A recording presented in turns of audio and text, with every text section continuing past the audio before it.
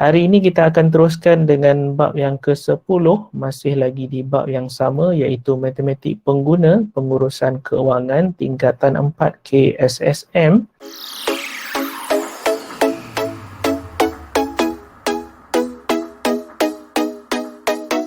Pada hari Selasa baru ni kita dah pergi kepada 10.1.1 dan hari ni kita masih lagi di 10.1.1,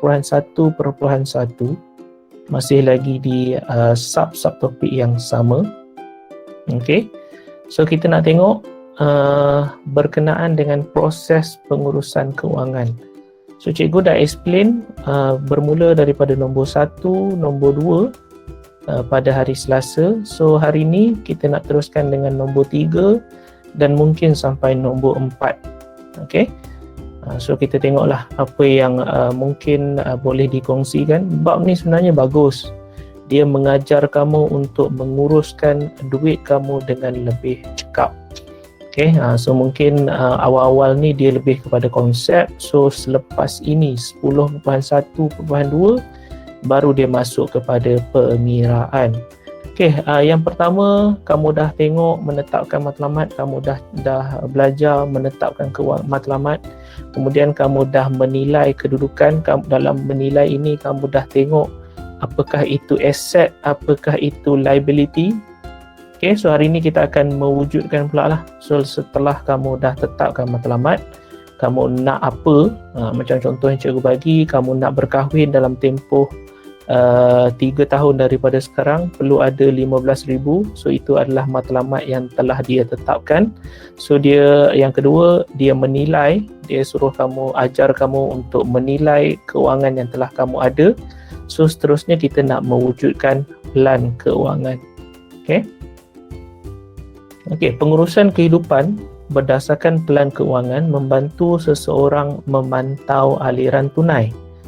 Terdapat 2 komponen penting dalam pelan keuangan yang dibina, iaitu sumber pendapatan dan perbelanjaan.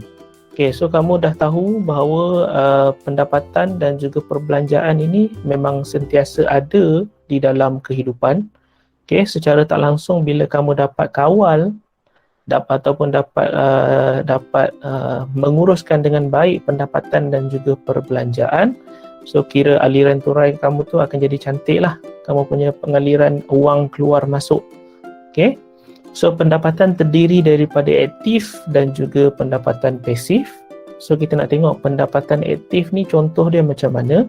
So untuk pendapatan yang aktif, dia kira macam sekali kita buat, sekali kita dapat. Okay. Yang paling senang cikgu bagi contoh gaji lah. Okay. So untuk sebulan kamu kerja, kamu akan dapat gaji sebulan. Katakanlah bulan kedua kamu dah tak nak kerja, so habislah, tak adalah gaji kamu untuk bulan yang kedua. So itu adalah contoh pendapatan aktif. Kita buat sekali, so kita akan dapat sekali. Okay, macam gaji, allowance, commission dan juga sumber keuangan yang lain. Okay, so kalau macam yang kedua, pendapatan pasif. Okay, pendapatan pasif ni dia sekali buat dan dia terus dapat, berterusan dapat. Contoh macam kamu buat memberi sewa. Okey, contoh kamu beri sewa rumah. Okey, sekali kamu beli rumah, walaupun mungkin kamu bayar bulan-bulan ke rumah tu, so kamu terima duit sewa selagi ada penyewa di rumah tu, selagi itulah kamu akan terima duit sewa. Ataupun lebih senang cikgu kira macam kamu ada duit, kamu simpan dalam bank. Okey, lebih senang pendapatan pasif ni kita nak tengok, sekali buat dapat berterusan. Kamu ada duit, kamu simpan dalam bank, so tak buat keluar duit tu, duduklah duit tu dalam bank. So setiap tahun kamu akan dapat dividen.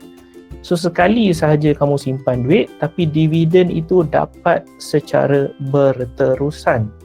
So itu yang kita panggil sebagai pendapatan pasif. So kena tahu beza antara aktif dan juga pasif. Okay, so aktif contoh macam gaji, pasif contoh macam penyimpanan wang di dalam akaun bank. Okay, contoh dia macam tu. So kalau ikutkan, kedua-dua pendapatan ini merupakan aliran tunai masuk Kita nak tengok yang seterusnya adalah perbelanjaan. So perbelanjaan ada kategori dia, ada perbelanjaan tetap, ada perbelanjaan tidak tetap. Macam pendapatan tadi, ada pendapatan aktif, ada pendapatan pasif. So untuk perbelanjaan, ada yang tetap, ada yang tidak tetap. Okay, contoh perbelanjaan tetap bermaksud kamu memang wajib kena keluarkan duit tu untuk membayar. Contoh macam sewa rumah. Okay, sewa rumah dia tetap, nilai dia sama. Okay, setiap bulan selagi kadar dia tak naik lah. Okay, ataupun bayaran insurans. Okay, insurans ataupun ansuran rumah ataupun ansuran kereta. Macam ansuran kereta, kamu dah sign agreement, kamu dah tanda tangan perjanjian nak bayar kereta untuk 9 tahun dalam tempoh dengan harga RM827 sebulan, contoh. So itulah nilai yang kamu memang kena bayar. Perbelanjaan itu adalah perbelanjaan tetap sebab bendanya kena bayar setiap bulan selagi belum cukup 9 tahun. Sebab kamu sign agreement untuk 9 tahun. Okay, so perbelanjaan tidak tetap seperti belanja petrol. Okay, macam sekarang musim pandemik, so kereta cikgu tak bergerak, so pastinya tak adalah cikgu punya duit petrol. Okay, so kereta tak bergerak, so maksudnya mungkin kuranglah sikit perbelanjaan untuk petrol. So dia bergantung kepada penggunaan. Contoh macam barang dapur, so makin kerap kamu makan, so makin kerap lah kamu kena keluarkan duit untuk berbelanja, membeli barang-barang dapur. Begitu juga dengan bil elektrik dan juga bil air dan juga sebagainya. Okay, so kamu boleh nampak perbezaan perbelanjaan tetap dan juga perbelanjaan tidak tetap. Okay, antara dua ni boleh, cikgu harap bolehlah kamu membezakannya. Okay, so kalau ikutkan kedua-dua perbelanjaan ini merupakan aliran tunai keluar. So kalau macam pendapatan tadi adalah aliran tunai masuk, so kamu dapat duit. So kali ini untuk perbelanjaan dia adalah aliran tunai keluar. So duit kamu mengalir keluar. So aliran tunai positif wujud jika pendapatan lebih besar daripada perbelanjaan. Okay, so kalau ikutkan kita panggil sebagai aliran tunai positif jika pendapatan, contoh pendapatan kamu 3,000. So kamu berbelanja 1,500. So bermaksud 3,000 lebih besar daripada 1,500. Kira baiklah tu. Okey. Kamu masih ada 1,500 lagi simpanan. Okey. Sebab pendapatan kamu 3,000, perbelanjaan 1,500, so kamu masih berbaki 1,500 untuk simpanan. Bermaksud aliran tunai kamu cantik, positif. Okey, manakala aliran tunai negatif wujud apabila pendapatan kamu kurang daripada perbelanjaan. So yang ni yang paling bahayalah. Kamu gaji 3,000. Okey, tapi kamu cara hidup kamu terlalu mewah. Okey, mungkin jenis yang high end. So dia berbelanja lebih daripada RM3,000 duit gaji. So nanti dia dah jadi hutang kad kredit. So macam-macam lah. Okey, so yang ni yang bahaya. Aliran tunai negatif ini sedikit ataupun amat berbahaya lah. Bukan lagi sedikit, amat berbahaya. Okey, so cikgu harap kamu boleh nampak untuk yang ini.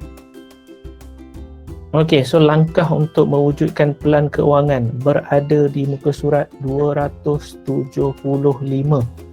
Okey, ada 6 langkah dekat situ. Yang pertama, menentukan tujuan. Okey, yang hendak dicapai bagi matlamat jangka pendek dan jangka panjang.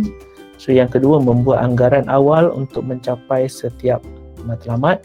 So yang ketiga, mengira simpanan bulanan yang diperlukan untuk mencapai matlamat jangka pendek dan jangka panjang. So yang keempat, menganalisis tabiat perbelanjaan. Yang kelima, menetapkan tempoh masa untuk mencapai setiap matlamat tersebut. Dan yang terakhir, yang keenam, menentukan strategi pendapatan yang akan membantu mencapai matlamat kewangan. So ini adalah langkah yang kamu boleh praktikkan dalam kehidupan seharian kamu, langkah untuk mewujudkan pelan keuangan. Okay, contoh macam dalam satu masa, mungkin daripada sekarang kamu nak beli iPhone, contoh. So kamu dah tahu harga iPhone tu berapa. So kamu startlah buat kamu startlah plan apa yang banyak mana yang nak kena simpan. Mungkin duit belanja mak ayah kamu bagi nak kena simpan macam mana. Menentukan tujuan. So tujuan kamu nak guna untuk apa, kemudian membuat anggaran berapa yang kamu nak kena simpan. So mengira simpanan bulanan yang diperlukan untuk jangka pendek, jangka panjang dan lain-lain lah. So kamu boleh guna strategi ni sebenarnya untuk mewujudkan plan keuangan. So contoh matlamat keuangan seseorang individu. So ini adalah sebagai contoh lah. Contoh umur 25 tahun dia dah nak berkahwin. Target dia 25 tahun dia nak kahwin dengan harga hantaran mungkin kenduri lah kot ni RM15,000. Kemudian dalam umur 30 tahun dia nak ada kereta sendiri dengan harga RM80,000. So agak mahal kereta yang dia nak beli. So 35 tahun, umur 35 dia nak ada rumah sendiri, harga RM150,000. So murah pula harga rumah dia. Dan umur 55 dia nak melancong. So bajet untuk dia melancong adalah RM50,000. Dan umur 60 dia nak bersara. So dia nak bersara dengan ada nilai ataupun ada duit sebanyak RM1 juta. So ini adalah contoh matlamat keuangan lah. So mungkin cikgu boleh ringkaskan nanti dalam bentuk jadual, kemudian kita akan tengok. So pengurusan keuangan yang cekap membantu seseorang menyusun strategi yang perlu diambil terhadap corak perbelanjaan supaya dapat mengumpul simpanan bulanan. So kalau kamu dapat uruskan duit kamu dengan cekap, iaitu dengan menyusun apa-apa strategi. Mungkin kamu nak beli iPhone tadi cikgu cakap. So kamu punya matlamat nak beli iPhone. So kamu dah ada strategi-strategi yang sepatutnya macam mana nak dapat capai kamu punya matlamat. So secara tak langsung kamu boleh nampak lah. Dapatlah nampak kamu punya corak perbelanjaan supaya dapat simpanlah duit untuk capai matlamat kamu tu. So di sini cikgu bagi contoh dalam bentuk jadual. Katakanlah Nazmi umur 22 tahun sekarang. So dia nak kahwin umur 25. So bermaksud lagi 3 tahun lah dia nak kahwin. So tahun mula 2021, tahun sasaran 2024. So dia perlu kumpul RM15,000. So bermaksud sebulan dia kena simpan RM417. Bermula daripada sekarang, Nazmi dia kata dia nak kahwin umur 25. So dia kena simpanlah setiap bulan RM417. Katakanlah dia nak beli kereta umur 30, 5 tahun daripada selepas dia berkahwin. So jumlah down payment ataupun bayaran muka kereta dia RM20,000. So berapa banyak dia kena simpan? RM334 sebulan. So ini adalah antara plan keuangan yang ada lah. Supaya kamu dapat monitor, supaya kamu dapat perhatikan dengan baik berapakah nilai-nilai yang kamu kena simpan, dan perlu committed lah untuk menyimpan, mematuhi jadual yang telah kamu buat ni. Kalau tidak, takkan dapat capai matlamat kamu. Jadi jangan lupa untuk like sebagai tanda anda memperoleh ilmu daripada tontonan ini. Tinggalkan komen untuk sebarang penambahbaikan dan seterusnya subscribe untuk tidak ketinggalan video-video yang baru. Sehingga kita berjumpa lagi. Assalamualaikum warahmatullahi wabarakatuh.